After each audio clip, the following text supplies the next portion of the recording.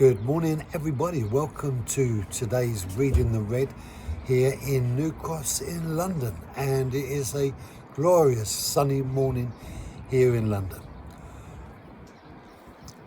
Luke chapter 9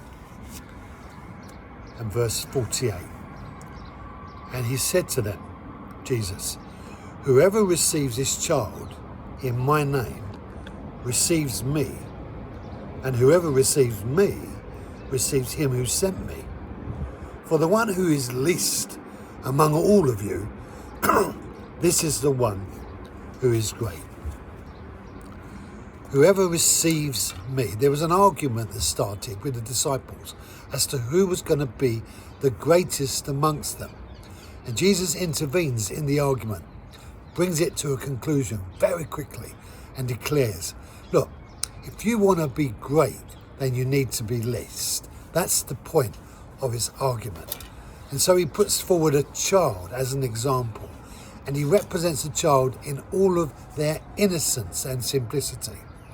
We make life so complicated. We try to strive for things that are beyond us. We fill our lives with anxiety and worries.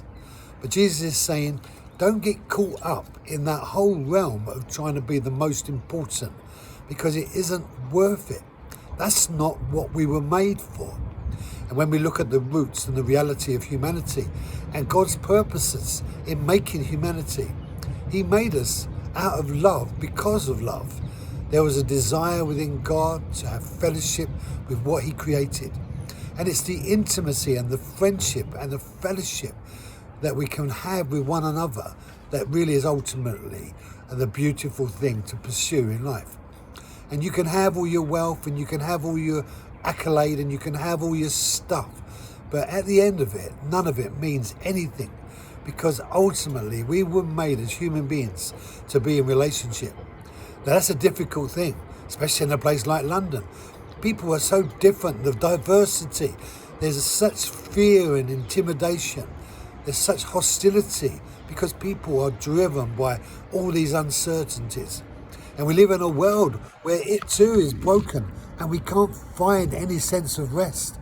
And what do we do? Well, how can we represent, as it were, the reality of our humanity as Christians living amongst a world that is full of these uncertainties? Brothers and sisters, we must win the battles that are working within us and that are working against our humanity that God created.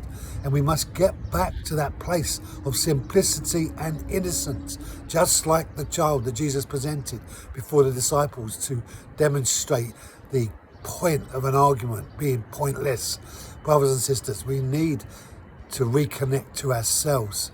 We need to reconnect to God. Thank you for joining me. Be blessed. Have a great day, a great weekend, and I'll see you on Monday.